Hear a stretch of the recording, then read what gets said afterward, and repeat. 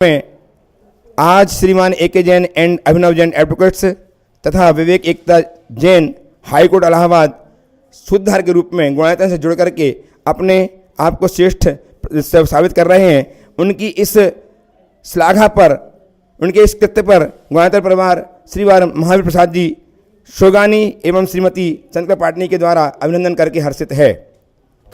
बहुत बहुत धन्यवाद। आज शंका समाधान के प्रारंभ में जो सूत्रधार बने हुए हैं श्री A.K. जैन साहब इलाहाबाद, वे महाराज श्री से पहला प्रश्न करके अपनी जिज्ञासा शांत करेंगे। ये है कि सिद्ध भगवान का आत्मा का प्रदेश कहाँ तक का होता है, और जो ये एक फिक्स है कि 6 माह 8 समय में 608 ही जीव निगोद से निकलते, इतनी मोक्ष जाते हैं। मगर ये गुरुदेव नहीं समझ में आता, क्योंकि 160 तो विदेश है शाश्वत, जहाँ हमेशा मोक्ष जाते रहते हैं, और जो टोक है, टोक में इतने कोड़ी कोड़ा मुनि जाते रहते। आपके आशय समझ लिया इसके बारे से। आपने सिद्ध भगवान के आत्मा प्रदेश के बारे में बोला है, तो हमारे यहाँ कहा है अनुगुरु देह पमानो। आत्मा अपने छोटे बड़े शरीर के आकार वाला होता है, और सिद्धों का जो आत्मा प्रदेश है किंचुना चरम देह दो सिद्धा, जो अपने अंतिम शरीर से कुछ कम उनके आत्मा प्रदेश रहते हैं।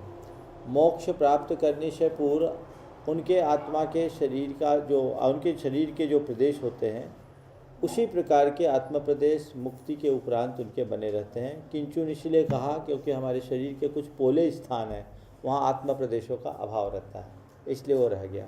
6 महीना 8 समय में 608 जीवों के मोक्ष जाने का, निगोद से आने का जो विधान है वो शाश्वत विधान है, नियोग है। जितने आते उतने ही जाते, फिर भी बैलेंस जो का तो बना रहता है। आपने कहा कि टोकों में कोड़ा कोड़ी मुनि गए हैं, तो एक दिन में नहीं गए, ये अरबों खरबों असंख्य वर्षों में गए। एक कोड़ा कोड़ी सागर वर्ष में इतने गए हैं, और 1 करोड़ को 1 करोड़ से गुना करो तो 1 कोड़ा कोड़ी होता है, उतने सागर वर्ष, तो आप हिसाब लगा लो कितना होगा। तो ये संपूर्ण मनुष्य लोक में 6 माह 8 समय में 608 ही मोक्ष जाते हैं, और वे ही निगोद से निकल करके व्यवहार राशि में आते हैं, जा रहे। उन्हीं श्री 108 प्रमाण सागर जी, विराट सागर जी महाराज की। मन में ऐसा भाव लिए हम आवानन को आए, वीर जयंती के संग गुरु का दीक्षा दिवस मनाए। बोलो वीर प्रभु की जय, बोलो गुरु प्रमाण की जय, बोलो वीरवर अब तो आजा, कुछ दिनों की बात भले ही आकर दर्श दिखा जा।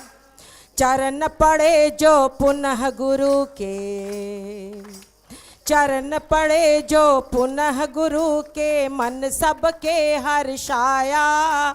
वीर जयंती के संग गुरु का दीक्षा दिवस मनाए। बोलो वीर प्रभु की जय, बोलो प्रमाण की जय, बोलो वीर प्रभु की जय, बोलो गुरु प्रमाण की जय। हम लोग आपका दीक्षा दिवस मनाएं, और ये हमारा अधिकार भी बनता है, इस पर ज़रूर विचार करिए और हमें इसका आशीर्वाद भी दीजिए। महाराज श्री नमोस्त की जय, नमोस्तु महाराज श्री।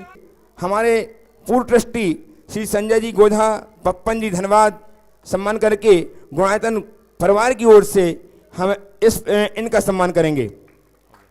आप तालियां बजा करके इन्हें बहुमान प्रदान करें। में श्रीमान रमेश कुमार जी मिश्रा देवी छावड़ा राजाबाद वाले जयपुर, ये भी गुणायतन से अपने धन को प्रदान कर धन की श्रेष्ठता को सिद्ध करते हुए गुणायतन परिवार से जुड़े हैं। उनका सम्मान करने के लिए श्रीमान प्रदीप सुलोचना विनायका जो कि गुणायतन के पूर्व ट्रस्टी हैं, एवं श्रीमती चंद्रिका जी पाटनी जो कि गुणायतन की मंत्री हैं, सम्मान करके गुणायतन परिवार का यश बढ़ा रहे हैं। चलो आगे। गुणायतन से जुड़ करके अपने संपूर्ण परिवार को परिवार के जीवन को सार्थक किया हुए आए, उनका बहुत बहुत अभिनंदन करते हुए हम सम्मान करना चाहते हैं। गुणायतन परिवार की ओर से मैं सुभाष चंद्र जी प्रशासनिक अधिकारी एवं श्रीमती आशा उषा विनायका जो पूर्व ट्रस्टी हैं, उनसे निवेदन करते हुए आए और इन्हें सम्मानित करके गुणायतन की गरिमा को बढ़ाएं। बच्चे आ जाए, बच्चे बच्चे प्रज्ञा विषम आ जाओ बेटा।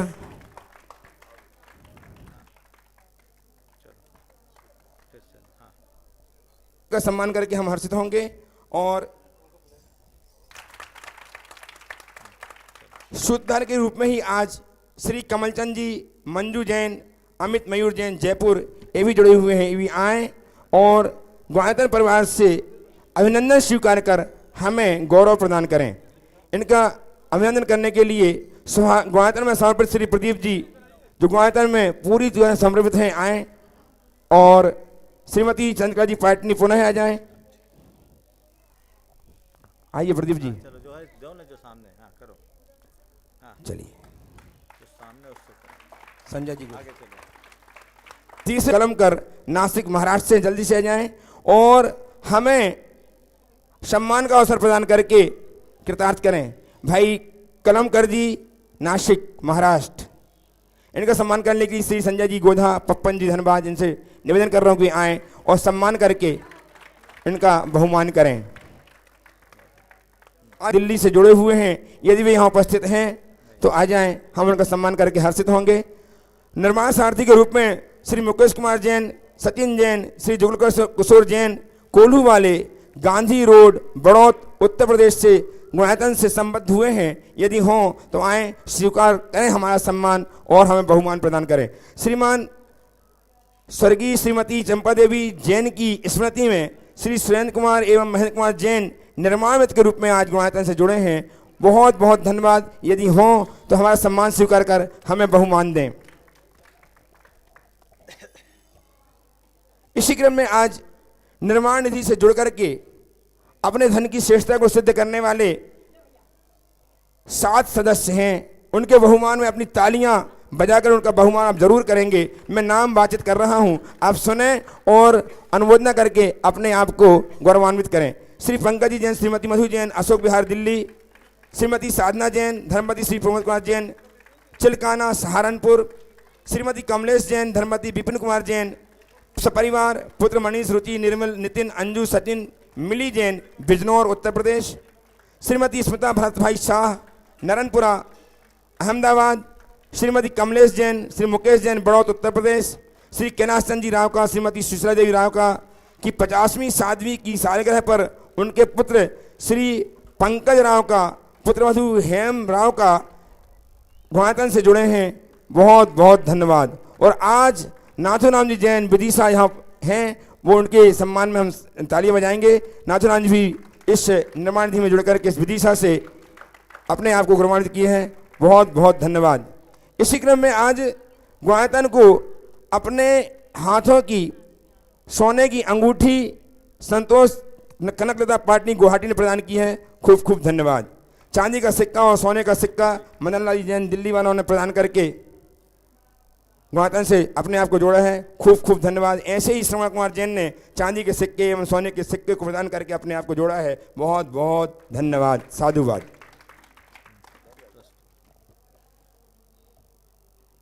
संघ का समाधान का काम शुरू हो।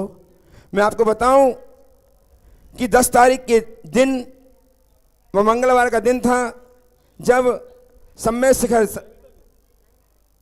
सिद्ध क्षेत्र से अपने गुरुदेव की आज्ञा का अनुपालन करते हुए मुनिद्वय परम पूज्य प्रामाणिक संत प्रमाण सागर जी एवं विराट सागर जी महाराज कदम कदम चलते चलते इस पंचमाधव में विराजमान हुए। इस पंचमाधव में आकर के अपने गुरुदेव की आज्ञा की अनुपालना करते हुए अपने आप को उनकी चर्या से हूबहू 100% जोड़ते हुए वे हमें धर्मोपदेश देते हुए, जीववाद के कल्याण करते हुए, अहिंसा का अलग जगाते हुए क्रम क्रम से उस गंतव्य की ओर जिन्हें पता नहीं है चले जा रहे हैं, बढ़ते जा रहे हैं। ऐसे साधु के चरणों में नमन करते हुए हम अपने जीवन को कृतार्थ करें। बोले नमोस्तु महाराज श्री। 9वां नाम का स्वाध्याय इनके द्वारा अनवरत चल रहा है। उसका प्रारंभ मैं आपके साथ प्रारंभ कर रहा हूं। सर्वप्रथम प्रथम प्रश्न पूछने के लिए, प्रश्न के लिए बुला रहा हूं श्री महावीर प्रसाद जी, शशि जी जैन जयपुर को वे आएं और अपना प्रश्न करके अपनी उलझन को सुलझाएं। जल्दी आ जाएं। तैयार रहेंगे श्रीमती हीरा देवी लोहाड़िया जयपुर से, तैयार रहेंगी हीरा देवी लोहाड़िया जयपुर से, पहाड़िया जयपुर से, और तैयार रहेंगी श्रीमती मंजू जैन जयपुर से। माइक दो, बोलो सामने। हमें धार्मिक क्रिया करने पर भी आत्मिक संतुष्टि क्यों नहीं मिलती? आत्म वैभव में डुबकी लगाने के लिए हमें क्या करना चाहिए? बहुत अच्छा प्रश्न पूछा है आपने। धार्मिक क्रियाएं करने के उपरांत भी आत्म संतुष्टि क्यों नहीं मिलती और आत्म वैभव में डुबकी लगाने के लिए हमें क्या करना चाहिए? प्रश्न 2 है, उत्तर दोनों का एक ही है। देखिए, धार्मिक क्रिया से आत्म संतुष्टि तभी मिलती है जब हमारी क्रिया कोरी क्रिया न होकर आत्मस्पर्शी क्रिया होती है। जो व्यक्ति क्रिया को केवल क्रिया के नाम पर करते हैं वो बड़े सतही स्तर से जीते हैं। उनका केवल एक प्रकार की आत्ममुग्धता जैसी होती है, कुछ देर की क्रिया से अपने आप को कृतार्थ महसूस कर लेते हैं। लेकिन जिनकी क्रियाएं आत्मस्पर्शी होती है उन्हें अपनी प्रत्येक क्रिया का परिणाम भी दिखता है और उसके फलस्वरूप वे आत्म संतुष्टि को भी प्राप्त करते हैं कि मैं जिस दिशा में चल रहा हूँ सही चल रहा हूँ या नहीं। मैं आपसे कहना चाहता हूँ कि आत्मतोष धर्म क्षेत्र में तभी प्रकट होगा जब आत्मनिरीक्षण की प्रवृत्ति चलेगी। मैं जिस दिशा में चल रहा हूँ सही चल रहा हूँ या नहीं। आप लोग व्यापार व्यवसाय करते हैं तो व्यापार व्यवसाय करते समय अपने फाइनेंशियल ग्राफ पर पूरा का पूरा ध्यान रखते हैं, कितना उतार चढ़ाव हो रहा है और उसमें कुछ भी गड़बड़ी होती है तो आप उसको सुधारते हैं और जैसे जैसे उन्नति करते हैं आपके अंदर की प्रसन्नता उतनी ही बढ़ते जाती है। तो जैसे व्यापार जगत के क्षेत्र में आप लोग कार्य करते हैं वैसे ही अध्यात्म जगत भी ये कहता है कि सदैव अपना अंतर निरीक्षण करो, अपने भीतर झांक कर देखो तुम कहाँ हो और तुम्हें कहाँ होना चाहिए, तुम क्या कर रहे हो, तुम्हें क्या करना चाहिए। जब तक ऐसी मनोवृत्ति विकसित नहीं होती तब तक व्यक्ति को स्थायी आत्मतोष नहीं होता। जिसे लोग आत्मतोष मानते हैं वो आत्ममुग्धता है। वस्तुतः सच्चा आत्मतोष तो तब प्रकट होता है जब हमारे अंदर की सारी आकांक्षाएं समाप्त हो जाती है और वह एक अंतर्मुखी व्यक्ति के जीवन में ही हो सकता है। दूसरा सवाल जो आपने पूछा, आत्म वैभव में डुबकी लगाने के लिए हमें क्या करें? धन वैभव से मोह छोड़ दो, आत्म वैभव में अपने आप डूब जाओगे। चलो श्रीमती हीरा देवी पहाड़िया जी आ जाएं और तैयार रहेंगे श्रीमती मंजू जैन जयपुर। जल्दी जल्दी। आदमी कर्मों का फल भोगता है लेकिन दूसरों पर दोषारोपण क्यों करता है? आपने पूछा आदमी कर्मों का फल भोगता है और दूसरों पर दोषारोपण क्यों करता है। यही तो आदमी की कमजोरी है। उसकी दृष्टि सदैव दूसरों पर रहती है, स्वयं पर नहीं। और जब तक दूसरों पर दोषारोपण करता है कर्म के फल को भोगते हुए खूब कर्म भी बांधता है। जब अंतरंग की तरफ दृष्टि चली जाती है तो उसका कर्म फल कम हो जाता है। देखो, 2 प्रकार के प्राणी हैं, एक शेर की तरह और एक कुत्ते की तरह। शेर के ऊपर यदि कोई गोली भी चलाए तो शेर गोली की तरफ न जाकर के गोली चलाने वाले की तरफ भागता है, और कुत्ते की तरफ कोई पत्थर फेंके तो कुत्ता सीधे पत्थर की तरफ लपकता है, और जितनी देर में वो पत्थर की तरफ लपकता है 2-4 पत्थर उस पर और पड़ जाते हैं। ऐसे ही एक ज्ञानी और अज्ञानी व्यक्ति की पहचान है। ज्ञानी व्यक्ति शेर की तरह जीता है, और शेर की तरह जीता है तो उसकी दृष्टि उधर होती है जहाँ से कुछ जीवन में घटा। वो निमित्तों की तरफ नहीं भागता। उसे समझ में आता है कि मेरे जीवन में जो भी संयोग घटे हैं वो मेरे कर्म के निमित्त से। गोली चलाने वाला भीतर का कर्म है तो कर्म पर वार करता है, गोली पर नहीं। कर्म की जड़ उखाड़ने में लगता है, निमित्त के पीछे नहीं भागता।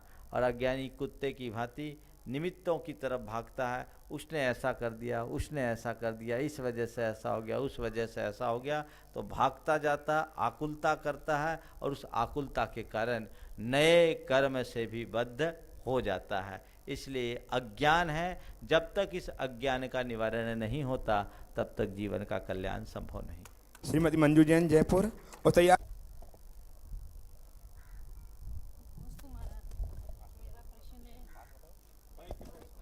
मेरा प्रश्न है कि मेरे मन में हमेशा अशांति रहती है, इसका क्या कारण है और इसके लिए मैं क्या करूं? मन में अशांति रहती है, इन्होंने पूछा है मेरे मन में हमेशा अशांति रहती है, इसका क्या कारण है और इसका निवारण कैसे करें। देखिए, अशांति हर व्यक्ति में होती है और अशांति के सबके अलग अलग कारण हैं। आप अपने भीतर झांक कर देखें, आपके मन में कहीं अपने जीवन के प्रति कोई असंतुष्टि तो नहीं है। कहीं न कहीं आपके भीतर असंतुष्टि होगी और वो असंतुष्टि ही आपके चित्त को अशांत कर रही है। तो उस असंतुष्टि को देखो, माइक बंद करो, उस असंतुष्टि को आप दूर करना चाहते हैं तो उस असंतुष्टि को पहले ख़त्म करो। उस असंतुष्टि का कारण क्या है, इसे देखने की कोशिश करो कि आखिर किस वजह से ये असंतुष्टि हमारे अंदर आ रही है, और उसके प्रति संतुष्टि लाने का बहुत सीधा सा तरीका है कि आप कर्म सिद्धांत पर विश्वास रखो। जीवन में जो भी संयोग है उसे स्वीकार करो और ये मान करके चलो, जो होता है सही होता है और जो होना होता है वही होता है। ऐसा मानोगे तो आपकी बहुत सारी अशांति कम हो सकती है। श्री अनिल जैन आ जाएं और तैयार रहेंगे प्रसून बंटी श्रीमती नीलू प्रज्ञा वैष्णव जैन। नमस्ते महाराज, पूर्व जन्म के कर्म इस वर्तमान जीवन में हावी रहते हैं क्या? रहते हैं, पूर्व जन्म के इस जीवन में हावी रहते हैं। हमारे जीवन में जो आज हावी है बहुभाग पूर्व जन्म का है। हमारा ये शरीर इस जन्म के पुरुषार्थ से नहीं मिला, हमें ये बुद्धि इस जन्म के पुरुषार्थ से नहीं मिले, तुम्हारा जिस स्थान पर जन्म हुआ वो इस जन्म के पुरुषार्थ से नहीं मिला, तुम्हें जो माँ बाप मिले वो तुम्हारे इस जन्म के पुरुषार्थ से नहीं मिले। ये सब तुम्हारे पूर्व जन्मों के स्वभाव पुरुषार्थ से, पूर्व जन्म से। सवाल है, आचार्य मांगतुंगी जी ने जब भक्तांबर का काव्य लिखा था तो जेल के 48 ताले टूट गए थे। आज मनुष्य इतना भक्तांबर पढ़ता है तब भी अपने कष्टों का एक ताला नहीं तोड़ पाता है, आखिर ऐसा क्यों है? बिल्कुल सही है, और आप लोगों की हंसी आपकी स्तुति की वास्तविकता बता रही है। मैं ये कहता हूँ, आचार्य मानतुंग ने तो सांकल तोड़ दिए, आपसे सूतली भी नहीं टूट पाई। सांकल की बात तो बहुत दूर बात है। और मेरा मानना है कि आचार्य मानतुंग के प्रभाव से जो ताले टूटे वो इसलिए नहीं टूटे कि आचार्य मानतुंग ने ताला तोड़ना चाहा था।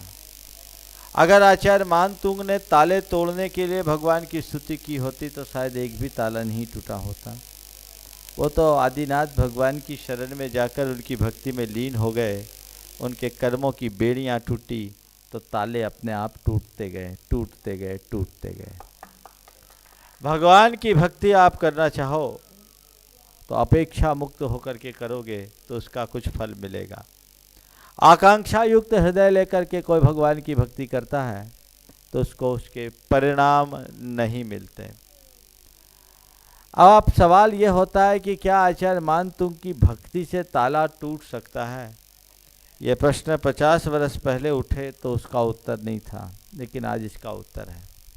आज साइंस ने बहुत सारे शोध किए, बहुत सारे आविष्कार किए, बहुत सारा डेवलपमेंट हुआ है साइंस के क्षेत्र में।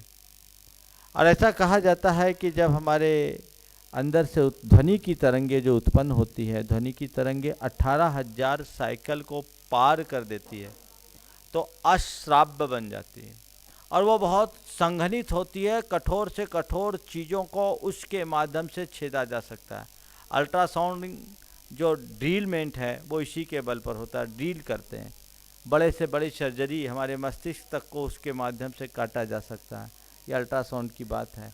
तो ये आचार्य मानतुंग भगवान की भक्ति में लीन होकर इस तरह डूब गए होंगे कि उन्होंने ध्वनि की 18,000 साइकिल को पार कर दिया होगा, और उसके प्रभाव से जो ऊर्जा का प्रस्फोट हुआ, ताले टूट गए। इसमें आश्चर्य की क्या बात। श्री कमल जी जैन जल्दी से जाएं और तैयार रहेंगी श्रीमती सुरेखा संगीता सौम्या जैन विदिशा, एक साथ तैयार रहेंगी। नमोस्तु महाराज जी। महाराज जी,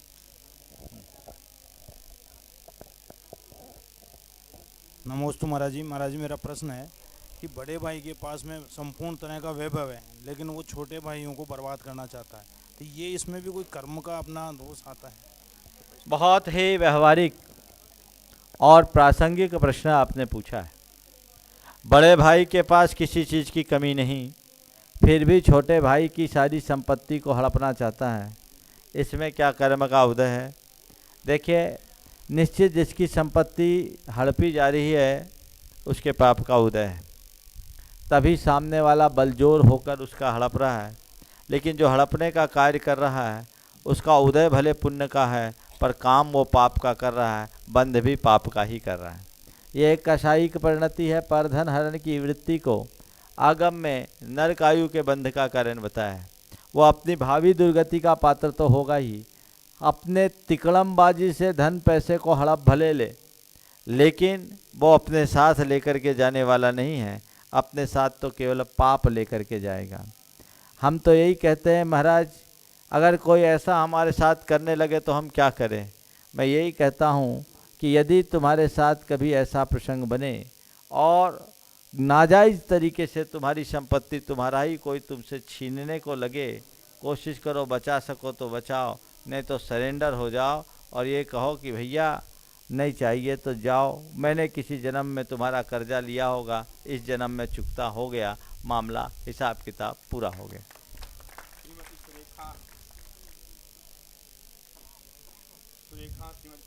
यही सर दे दो माइक।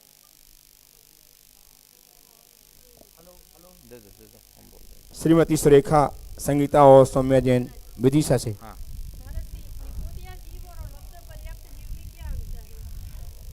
इन्होंने पूछा है निगोदिया जी और लब्धि अपर्याप्त में क्या अंतर है। निगोदिया मूलतः एक इंद्रिय को कहते हैं और लब्धि अपर्याप्त जीव एक इंद्रिय से पंचेंद्रिय तक होते हैं। क्योंकि उनकी क्षुद्र भाव की आयु होती है, इसलिए किसी किसी अपेक्षा से उन्हें भी निगोदिया कह देते हैं, पर निगोदिया साधारण वनस्पति के अंतर्गत आते हैं।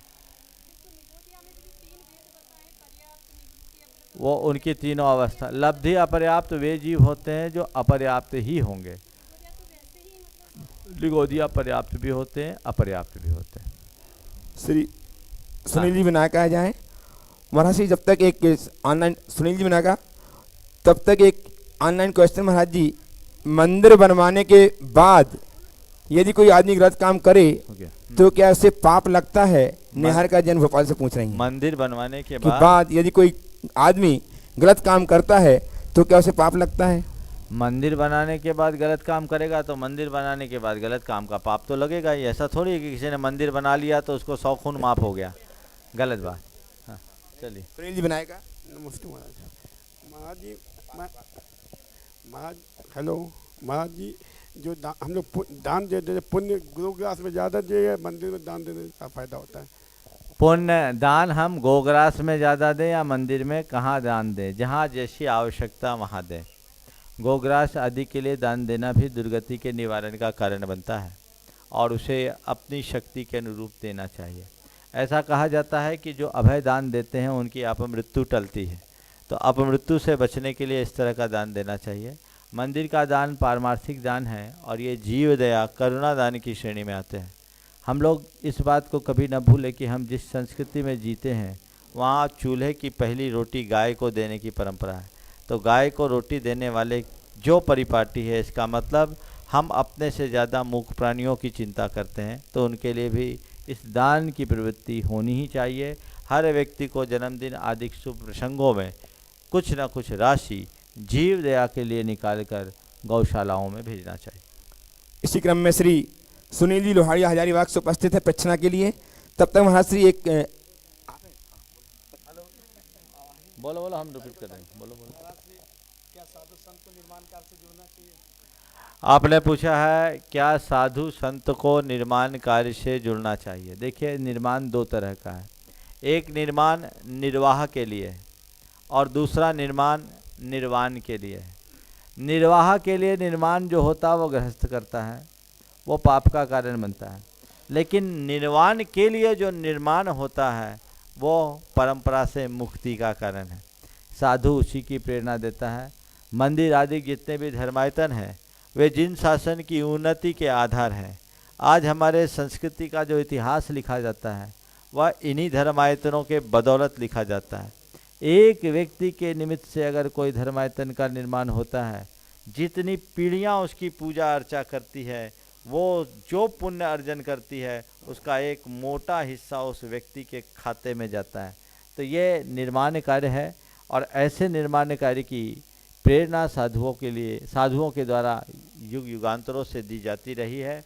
अगर नेमीचंद आचार्य ने बाहुबली भगवान के निर्माण की प्रेरणा चामुंड राय को नहीं दी होती तो आज बाहुबली गोमटेश हमें नहीं मिलते। मैं तो अक्सर कहता हूँ कि गोमटेश बाहुबली का निर्माण केवल चामुंड राय के धन से नहीं हुआ, नेमीचंद आचार्य के ध्यान से हुआ है, तभी उसमें इतना अतिशय और ये प्रताप है। तो ऐसा निर्माण कार्य जो सारे जगत के निर्माण में कारण बने, निर्वाण में कारण बने, कल्याण में कारण बने, अगर साधु संत इसका उपदेश नहीं देंगे तो आपको किसका उपदेश देंगे? आपके धन, आपके द्रव्य, आपकी समय, शक्ति और संसाधन का सही दिशा में विनियोजन करने की प्रेरणा साधुजनों के द्वारा दी जाती है और उसमें वैसा कार्य करना चाहिए। चलिए। श्रीमती चंद्रकला जी पाटनी रांची से।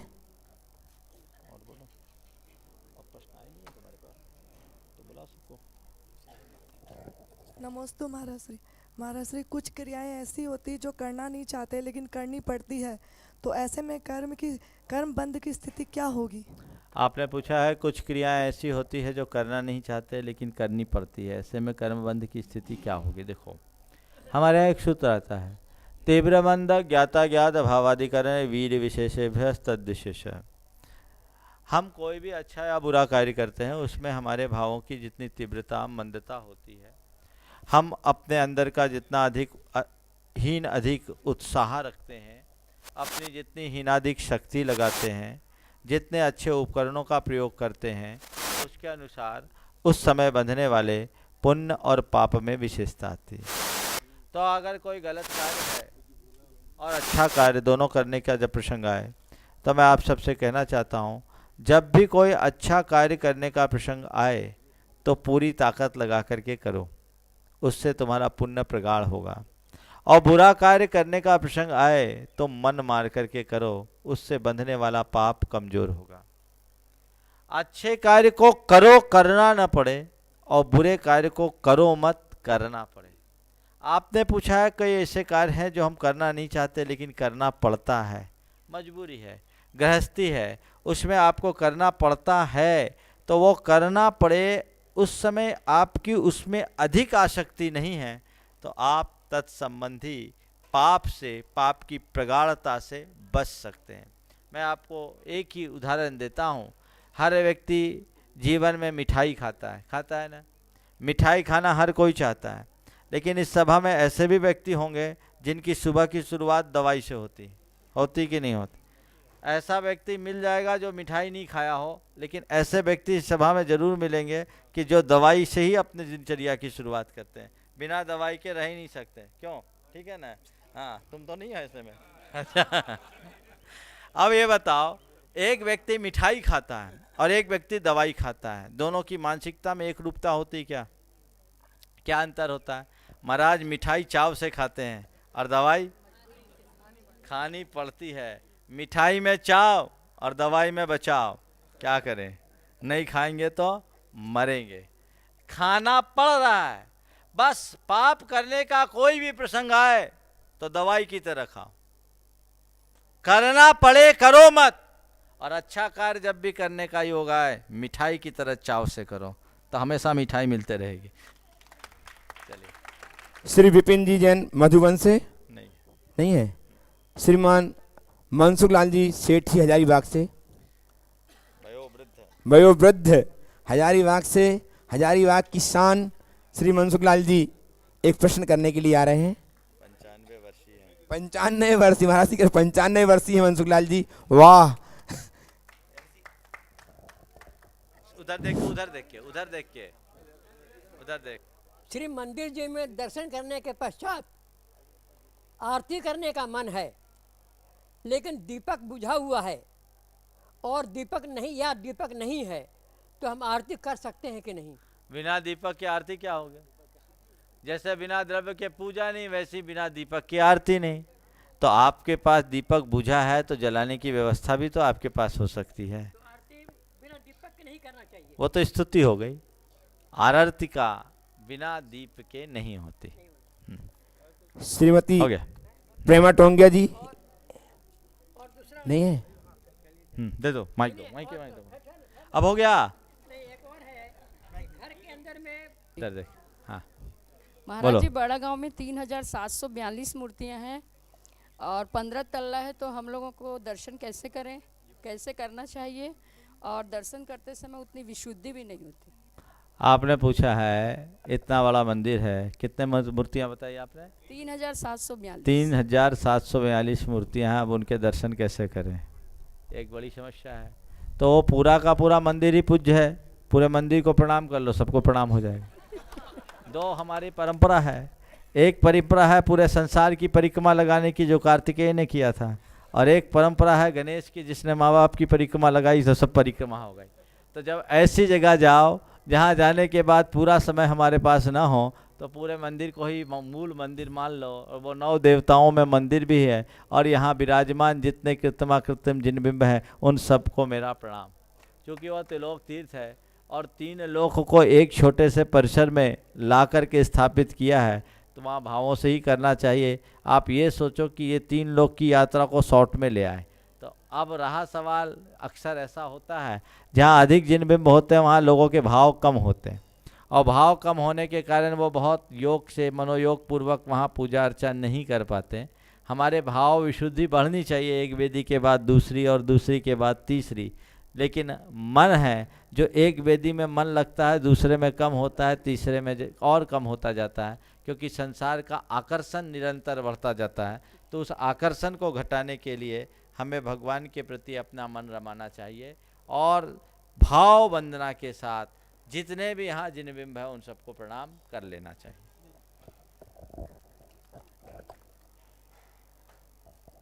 श्रीमती संगीता जी विदिशा से, महाराज श्री इसके पूर्व वो आए निर्माण निधि से अभी फ़ोन के द्वारा श्रीमती रानी सेठ, देवेंद्र सेठ मेहरौली ललितपुर से जुड़े हैं, उन्हें बहुत बहुत धन्यवाद।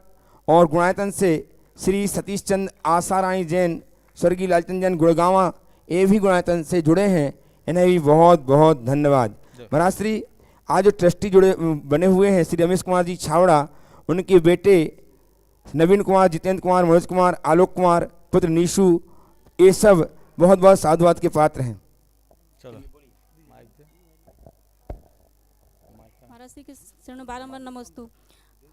महाराज जी, जब हम कोई भी व्रत उपवास नियम आदि लेते हैं तो शुरुआत में तो हमें बहुत परेशानी पड़ती है, मनोबल दृढ़ करना पड़ता है, पर अभ्यास हो जाता है तो सहज पलते जाते हैं। तो कम ज़्यादा फल किस में मिलता है? देखो, शुरुआत में हर काम कठिन लगता है और अभ्यास के बाद कठिन से कठिन काम सहज हो जाता है। जितना मनोयोग पूर्वक, जितनी लीनता से, उत्साह पूर्वक आप कोई कार्य करेंगे आपको उतना अच्छा परिणाम होगा।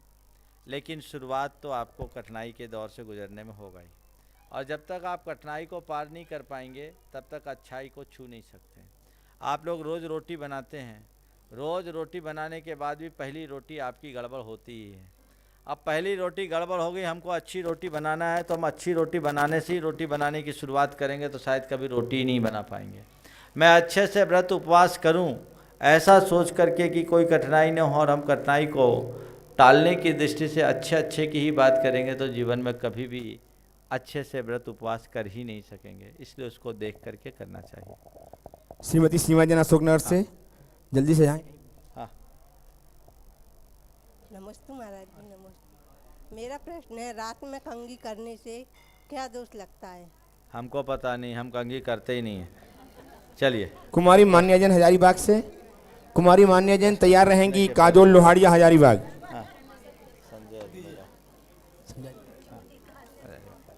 चलो जो है सामने। और जिनको जिनको प्रश्न करना यहीं से लाइन से आ जाओ और पूछ लो, जिनके नाम नहीं आए। हाँ महाराज श्री, हमारी किताबों में लिखा हुआ है कि महावीर भगवान का शादी हुआ है, पर हमारी जिनवानी के सहायता से हम जानते हैं कि महावीर भगवान का शादी नहीं हुआ है, तो हम क्या माने? देखो, ऐसा है कि दिगंबर परंपरा के अनुसार भगवान महावीर का विवाह नहीं हुआ, और श्वेतांबर परंपरा के अनुसार विवाह हुआ, चूँकि उन लोगों ने साहित्य का प्रकाशन हमसे अधिक कर लिया और ये उसी आधार पर पाठ्य पुस्तकें टेक्स्ट बुक्स लिखी गई। उसने लिखा गया तो जब पेपर में लिखना हो तो जो किताब में पढ़ा वो लिखो, और श्रद्धा बनानी है तो जो जिनवानी में कहा वो लिखो। ठीक है, हाँ, पेपर में लिखोगे नंबर के लिए और श्रद्धा बनाना है धर्म के लिए। वहाँ गलत लिख दोगे तो तुम्हारा नंबर खत्म हो जाएगा। चलो। नमोस्तु मुनिश्री, मेरा प्रश्न ये है कि अगर मुझे अपने दोस्तों को समझाना रहे कि हमारा ये जैन धर्म क्या है और हमें मांसाहार क्यों नहीं करना चाहिए, तो ऐसा क्या बोले कि वो हमारी बात से करना चाहिए? देखो, इसके लिए पहले तो तुम्हें जैन धर्म के बेसिक फंडामेंटल्स को खुद जानना पड़ेगा। एक लाइन में जैन धर्म के बारे में किसी को बताओ तो इतना बता सकते हो कि जैन धर्म एक ऐसा धर्म है जो आडंबर रहित, अहिंसा पर आधारित वैज्ञानिक जीवन शैली जीने की प्रेरणा देता है, जिसमें किसी भी प्रकार का अंधविश्वास नहीं, जिसमें किसी भी प्रकार का कर्मकांड नहीं, और विशुद्धतया जीव दया के ऊपर अवलंबित धर्म है जैन धर्म। हर प्राणी की रक्षा की बात, एक ही धर्म ऐसा धर्म है दुनिया में संदेश देता है, जियो और जीने दो। जब हम किसी को प्राण दे नहीं सकते तो प्राण लेने का हमें क्या हक है, ये उनको समझाना चाहिए। मांसाहार के विषय में भी उनको उनके हृदय की संवेदना को जगानी चाहिए। संवेदना को जगाने के लिए कि जैसे हमें थोड़ी सी तकलीफ होती तो हमको कष्ट होता है, ऐसे मूक प्राणियों के लिए कितना कष्ट होता होगा। उनके कष्टों का निवारण करना चाहते हैं तो हमें ऐसे कष्टदायी कोई क्रिया नहीं करना चाहिए। ऐसा भाव जगाओगे तो उनके अंदर परिवर्तन आएगा। श्री संजय जी अजमेरा हजारीबाग से, और तैयार रहेंगे निरंजन कलमकर नासिक से। नमस्ते महाराज। एक आप बीती महाराज बताना चाहूँगा और उस पर आपका ध्यान आकर्षण करना चाहूँगा।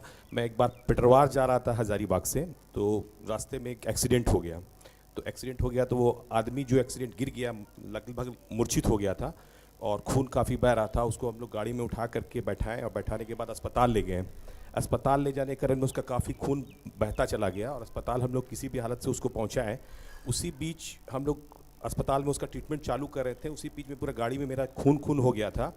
तो जो लोग थे उसके लोग जो और रिश्तेदार लोग मेरा गाड़ी को पूरा घेर लिए। घेरने के बाद कोशिश था, उन लोग का मन था कि यही एक्सीडेंट किया और यही उसको पहुंचाया है, तो अटैक करने का कोशिश किए। तो लगा मुझको उस दिन, हमको लगा कि हमको किसी को बचाना ही नहीं चाहिए था, कि अपना जान पे पड़ जाए और बचाना ही नहीं चाहिए। तो क्या करना चाहिए हमको उस स्थिति में? बात आपने जो कही है वो बहुत गंभीर है और इस तरह की घटनाएं देश में होती है। इसका ही ये दुष्परिणाम है कि आज ज़रूरतमंद की कोई जल्दी से सहायता करने को आगे नहीं रहता। किसी ने लिखा है, मैं जिसके हाथों में एक फूल देकर आया था उसी के हाथ का पत्थर मेरी तलाश में है। लोगों में कृतज्ञता है, लोग चीज़ों को समझते नहीं हैं और कानूनी जटिलताएं भी कुछ ऐसी है जिसके कारण ये बड़ी समस्याएं आती है। अब मैं इसमें क्या बोलूं, मदद करना हमारा धर्म है, पर मुसीबत मोल करके धर्म करना कई बार एक सामान्य गृहस्थ के लिए बहुत बड़ी चुनौती बन जाती है। उसको देख करके ही सारा कार्य करें। हाँ, निरंजन कलमकर जी नासिक से, जो आज सूत्रधार के रूप में जुड़े हैं। आत्महित साधना में स्वहित और परहित का संतुलन कैसे और कितना करें? आत्मिक साधना में स्वहित और परहित का संतुलन कैसे करें? आचार्यों ने लिखा, आधहिदम कादम्बम जम सक्कई परहिदम च कादम्बम, आधहित परहिदा दो आधहिदम सुट्ठु कादम्बम। अपनी आत्मा का हित करना चाहिए, जितना बन सके पर का भी हित करना चाहिए, लेकिन आत्महित और परहित के बीच में जब भी चुनाव करने का मौका हो स्वहित जरूर करना चाहिए। तो आत्महित को केंद्र बनाकर जितना बन सके जग हित करो, लेकिन ऐसा हित मत करो जिसमें अपना अहित होने लगे। इस बात का ध्यान में रखकर चलें। आगे ऑनलाइन विनय जैन जी ने एक क्वेश्चन किया है कि सभी जैन धर्म को मानने वाले स्वयं को जैन क्यों नहीं लिखते, कुछ और क्यों लिखते हैं? कुछ और लिखे न लिखे, जैन जरूर लिखे, ये लोगों को जागरूक होना चाहिए इसके विषय में। आगे महाराज श्री हिमांशु जैन भोपाल ने क्वेश्चन पूछा है, मेरा 15 सालों से कोई काम नहीं बनता, जब उत्साह खत्म हो जाता है तो जाके कहीं काम बन पाता है, कृपया बताएं कि हम क्या करें? हम क्या करें इसमें? और उत्साह लगा करके करो। ये सब प्रश्न नहीं, सीधा सीधा पूछो। हाँ, सुरेश कुमार जैन गुजरात से पूछ रहे हैं महाराज श्री कि हम अपने कार्य को कैसे सफल बनाएं। कार्य को कैसे सफल बनाए, कौन सा कार्य को सफल बनाना है? चलिए, अब ये सारे प्रश्न रहने दीजिए। अगर किसी को यहाँ से कोई प्रश्न पूछना, लेकिन उस बीच में जो दोष लग जाते हैं तो वो पूरी तरह मिट जाते हैं, मतलब उनका दोष पूरी बना रहता है। आपने पूछा है कि हम लोग प्रत्याख्यान करते हैं उसके बाद कुछ दोष लग जाते हैं, यानी किसी चीज़ का त्याग करते हैं उसमें दोष लग जाते हैं, तो उस दोष के विषय में क्या करें? तो प्रत्याख्यान के बाद आता है प्रतिक्रमण। आप किसी चीज़ का त्याग करें और उसके बाद उसमें दोष लग जाए, आप कोई नियम ले और उसमें कोई दोष लग जाए, तो बाद में प्रतिक्रमण करके उसकी शुद्धि करें, और उसके बाद भी कोई बड़ा दोष लगे तो प्रायश्चित लेकर के उसे और शुद्ध करें। आगे दो, इधर अपना नाम बोलो और करो। हाँ, महाराज जी, अभी आपने जैसे स्वहित परहित के ऊपर बताया, तो ऐसा ही एक बार मेरे साथ भी हुआ था, तो मुझे लोगों ने कहा कि जैन धर्म में तो स्वार्थी धर्म, तो इस पे क्या बोलूं? यहाँ स्वहित और परहित की जो बात मैंने कही है उसमें आपने केवल भौतिक हित की बात नहीं की, आत्मिक हित की बात की। जो आत्महित करेगा वो परहित अपने आप होगा, जिसमें मेरे भावों की रक्षा होगी उसमें पर की रक्षा होगी ही होगी। लेकिन जहाँ तक स्वार्थी की बात है, तो स्वार्थी का मतलब क्या है? स्व यानी अपनी आत्मा का कल्याण हो, वो स्वार्थी। वो स्वार्थ हमारे परमार्थ का कारण है। जो आत्मा में स्थिर बनाए वो स्वार्थ हमारे लिए कभी बाधक नहीं। वो स्वार्थ सदैव बाधक है जो दूसरों अपने हित के लिए दूसरों का अहित हो।